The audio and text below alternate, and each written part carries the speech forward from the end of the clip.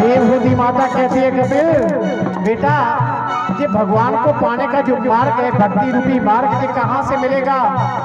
क्या भक्ति सब सुखों की खान है, लेकिन मिलेगी तब ही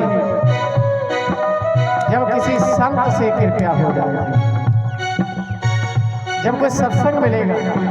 क्या सत्संग कैसे मिलेगा? भक्ति तात अनुपम सुख मूला,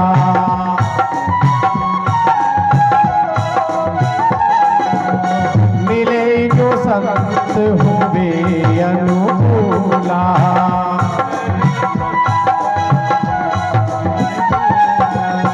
श्री राम जय राम जय जय राम, राम जय राम जय जय राम, श्री राम जय राम जय जय राम, श्री राम जय राम जय जय राम।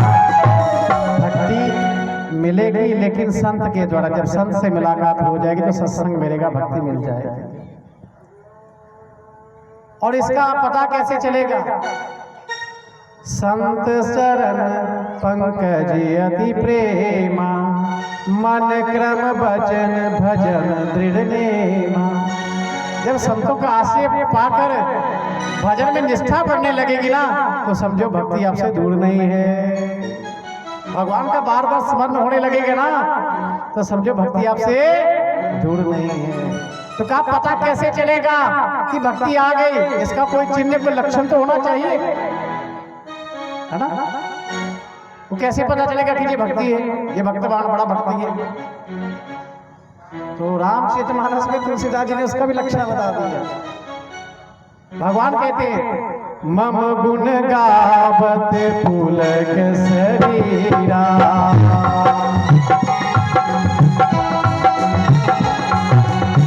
गद गद गिरा नयन बहनीरा।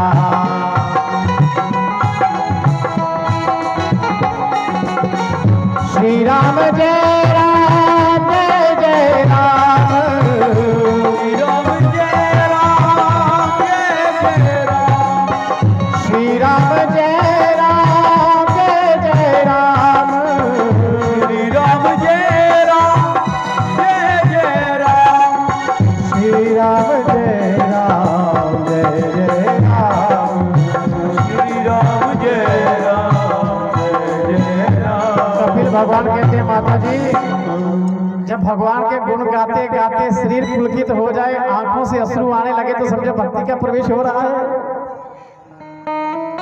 भगवान का नाम लेते आंखों में अश्रु आ गए, तो समझो आपके भीतर के जो मल है, काम क्रोध लोभ इत्यादि जो पाप है, वो धुल रहे हैं। और हृदय रूपी जो स्थान है वो पवित्र हो रहा है, शुद्ध हो रहा है, साफ हो रहा है। इसलिए क्या ठाकुर जी आकर विराजमान होने वाले शरीर, क्योंकि जहाँ भक्ति आ जाती है बाबा भगवान दूर नहीं रहते। कपिल भगवान ने माता को इस प्रकार उपदेश दिया, और भगवान का ध्यान करते करते देवहूति ने शरीर त्याग दिया और वो नदी रूप हो गया। कपिल भगवान सागर में चले गए, सागर के किनारे आज भी तपस्या करें। बोले कपिल भगवान।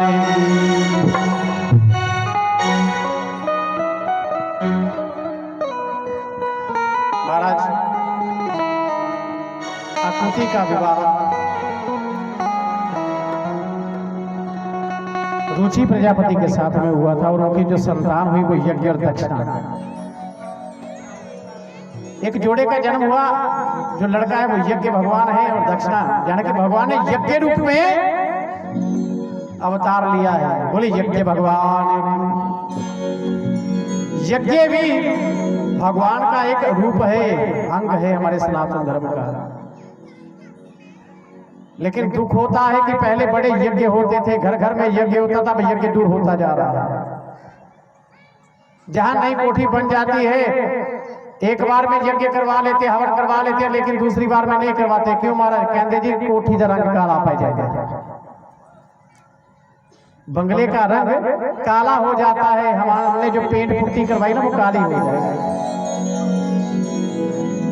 शास्त्र कहता है कि यहाँ यज्ञ होता है, विज्ञानियों ने सिद्ध किया है कि यहाँ गाय गौ माता के देसी घी के द्वारा यज्ञ होता है, उस यज्ञ के धुआं से 3 किलोमीटर तक का वातावरण पवित्र हो जाता है।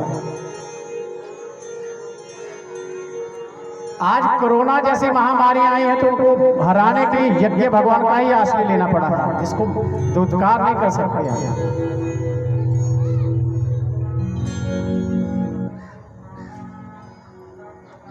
गैस कांड हुआ था एक भोपाल में, मेरे ख्याल सन 84 या 85 की बात होगी, गूगल से सर्च कर लीजिए, भोपाल गैस कांड। उसमें इतनी तबाही हुई कि 30 वर्ष तक के बाद भी अगर बच्चा कोई जन्म लेता था, कोई अंधा होता था, कोई लंगड़ा होता, कोई अंगहीन हो जाता था, ऐसा प्रभाव था। और उस गैस कांड में एक परिवार था, कुशवाहा परिवार। अगर विश्वास नहीं है तो गूगल से निकाल लीजिएगा, भोपाल गैस कांड में कुशवाहा परिवार कैसे बचा, निकाल लीजिएगा। उस कुशवाहा परिवार से पूछा, भैया इस गैस कांड में सभी तहस नहस हो गया, आप कैसे बचे? कहा हमारे मेरा नित्य का नियम था कि मैं यज्ञ करके भोजन करता हूं, देसी घी से, गौ माता के देसी घी से यज्ञ करता था, और उस दिन भी यज्ञ कर रहा था। और उस यज्ञ का प्रभाव ये हुआ कि उसकी जो पत्नी थी वो उस कार्बन डाइऑक्साइड जो प्रदूषित गैस थी उससे उसका मन बड़ा बेहल हो रहा था, लेकिन जैसे ही हवन हुआ तो उससे उसको राहत मिल गई, कोई प्रभाव उस परिवार पर हुआ ही नहीं। झूठ नहीं कह रहा, गूगल से निकाल कर देख लेना महाराज। तो यज्ञ का इतना प्रभाव है। आज बाबा गणेश्वर जी पंचकुंडी महायज्ञ कर रहे हैं, तो हर वर्ष होता है, तो इससे भूमि तो पवित्र होती है और वायु भी पवित्र होती है, वातावरण पवित्र होता है। आप देख नहीं रहे हैं कि जब हमें वर्षा की जरूरत है तब वर्षा पड़ती नहीं, और जब जरूरत नहीं होती वर्षा पड़ने लगती। इसका कारण क्या है? का यज्ञ नहीं हो रहे। अगर हम अपना कर्म करने से भूल गए हैं तो प्रकृति भी अपना कर्म जो है पूर्ण रूप से पालन नहीं कर रही है। अगर कहीं कहीं बारिश हो रही है ना, तो वो इसलिए हो रही है कि अभी यज्ञों का कुछ अंश बचा हुआ है, नहीं तो यज्ञ होने बंद हो गए ना तो अकाल पड़ना दूर नहीं है, एक दिन अकाल पड़ेगा। यज्ञ भगवान का आसरा लेना पड़ेगा, और जहां जहां यज्ञ होते हैं वह दक्षिणा जरूर दी जाती है, क्योंकि बिना दक्षिणा के यज्ञ कभी पूर्ण नहीं होता।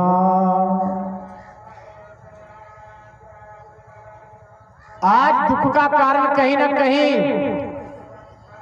हम बच्चों के विवाह शादी करवाते हैं, तो शास्त्र कहता है कि रामचरितमानस का पाठ होना चाहिए, लेकिन महाराज क्यों नहीं करवा सकते? क्यों?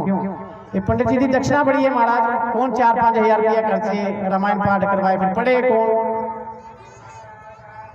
ओ मेरी माताओं, मेरे बुजुर्गों, शराब की पेटी के लिए 10-10 हजार रुपया हर बारात में खर्च होता है कि नहीं होता?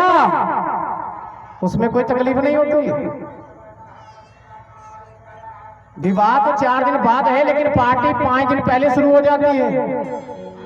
और शादी में 20 से 25 हजार पाप करने में, शराब और मांस खाने में, जाने कि एक पाप करो और दूसरा करवाओ, उसमें हम धन खर्च कर देते हैं, लेकिन ब्राह्मण को दक्षिणा देने में हमें बड़ी तकलीफ होती है। डॉक्टर आगे एक टीका लगा देना, लाओ बहन जी 500 रुपया। बहन जी नहीं कहती बाबा जी 100 रुपया लगा, डॉक्टर साहब 50 लगा, 500। एक बेचारा सब्जी बेच रहा ना, घर तक का सप्लाई दे रहा है, भैया सब्जी ले लो 10 रुपया गोभी, तो भैन आके किन्नी लाई है? 10 रुपए। 10 रुपए मंडियों 5 रुपए दी मिलेगी, कहता फिर जाके मंडियों ले आया। सारी कंजूसी दे वो सब्जी वाले ते चढ़ती है साडियां मातावां दी। कोई रिक्शे वाला अड्डे तो किते घर तक ले जाए ना, भरा किन्ने पैसे? 15 रुपए। ना ना ना 15 दे बड़े ज्यादा है, 5 रुपए ले ले। ਉਹਦਾ ਵੀ ਖੂਨ ਨਚੋੜ ਹੀ ਲੈਣਾ, ਉੱਥੇ ਹੀ ਪੈਸੇ ਪੂਰੇ ਕਰ ਲੈਣੇ। ਤੇ ਡਾਕਟਰ ਇੱਕ ਟੀਕਾ ਲਾ ਦੇਣਾ, ਉੱਥੇ 500 ਦਾ 1000 ਮੰਗੇ तो देना पड़ता, हथ जोड़ के दिंदी लै ला भरावा, कल भी ला दे। ब्राह्मणों को दक्षिणा देने में बड़ी हमको प्रॉब्लम हो रही है, ब्राह्मण को कोई दक्षिणा देती भी है ना माता, मैंने देखा कईयों के, तो दुकान पर जाती है और कपड़े वाले से कहती है भाई पूजा करवाइए, ब्राह्मण को दक्षिणा देनी है, तो कोई धोती दिखा, वो बेचारा दिखाता बड़े खुशी ना दिखाता, कहता लो 400 की रेट है, कहते 400 रुपये 500 रुपये, अच्छा 500 रुपये नहीं 500 बड़ा महंगा है, कोई वह छोटी जी धोती दिखा, वो दान ही करनी है तो दिखा तो सही, वो भी फिर देखता कि ये जनानी लैन वाली तो नहीं, वो भी कगो 70 रुपये की कढ़ के दिखाता, कहता लो फड़ धोती, वो धोती अगों भी लगता तो पिछों भी लगता, सारी कंजूसी इत्थे कटनी असी, अगों भी लगता पिछों भी लगता। करियाने वाली दुकान से चल जी ना, तो कहने कि जी भंडारा करना, कितने दान करने, चोल जी ब्राह्मण को देने हैं, वो कहता जी महाराज यह लै जाओ 11-21 ले लो, ये 70 रुपये किलो है, बासमती ले लो 80 रुपये किलो है, ना ना ना ना इन्ने महंगे की करने, अच्छा वो कहता फिर आप दूजा ले लो 45 रुपये किलो परमल दे, ना ना ना ना ये भी बड़े महंगे है, की करने 2 किलो कोई दूजे दे दे चोल, अच्छा फिर कनिया ला जा, कहता 20 रुपये किलो, कहते यह पा दे 2 किलो, आप खीर बना के खाएगा। सारी कंजूसी हम लोगों की ब्राह्मण को देने में आ जाती है। ब्राह्मण को शास्त्र कहता है कि कोई तपस्वी ब्राह्मण मिल जाए ना, तो दिल में आ जाए, दिल में संकल्प हो जाए कि मेरा दिल करता है कि उसको इतना दो तो दो,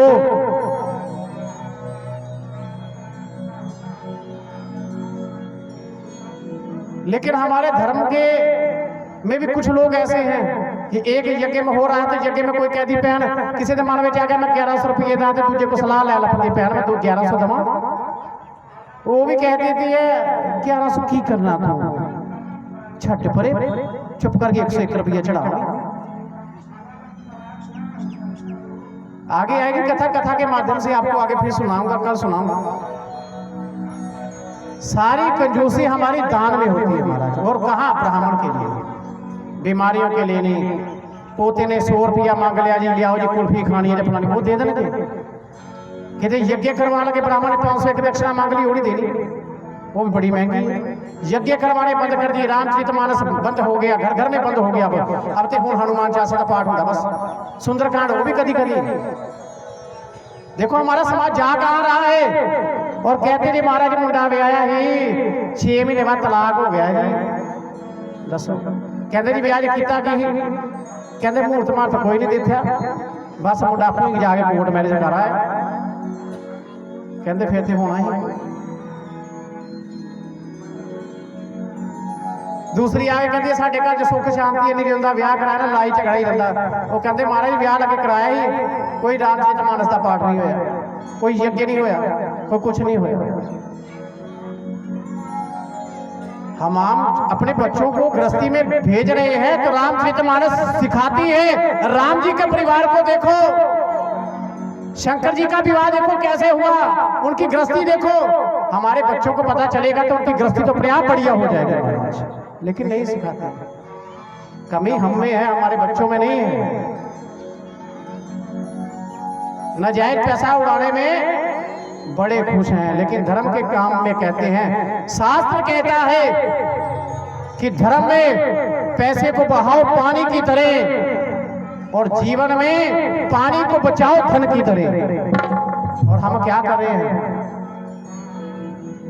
जहां एक बाल्टी से काम सरता है, कोई थड़ा धोना एक बाल्टी के नाल, उथे माता ने मोटर सटी हुई लगी होती चंगी तरह लागे सागे तो सारे थड़े धो दे, पानी पीने के लिए नहीं मिलेगा।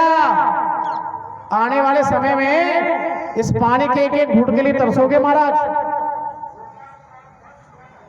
इस पानी को बचाओ, लेकिन धन को बहाओ, जहां धन बहाना वहां बहाड़ दो, लेकिन पानी को बहाते जा रहे, पानी को बचाओ। 10 बाल्टी की जगह 1 बाल्टी पर जो करो, लेकिन नहीं महाराज। सबसे कीमत अगर कोई है ना संसार में तो वो जल की है, जिसको एक पशु एक पक्षी समझता है, हम नहीं समझ सकते। बोले वृंदावन बिहारी लाल की जय।